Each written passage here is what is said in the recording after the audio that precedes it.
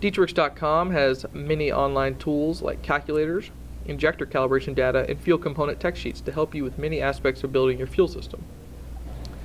Here we'll go through a step-by-step on how to navigate the DeatschWerks flow versus pressure calculator. This calculator shows you the injector flow rate differences of your injectors at different fuel pressures. First, go to DeatschWerks.com. Once you're there, hover over the Tech tab and click the Fuel Calculator button.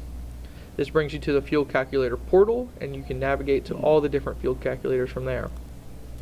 Click the Flow versus Pressure calculator. There are 3 categories to fill out: current fuel pressure, current flow rate, and new fuel pressure. For current fuel pressure, type in your current fuel pressure. Please check with your year, make, and model to verify your fuel pressure. For this test, we will go with 43 psi. Current flow rate will be the flow rate of your injectors. For example, we will use a 95-pound injector, so 95. For new fuel pressure, input the desired fuel pressure you want to convert to. Let's use 58 psi like in a GM application, so 58.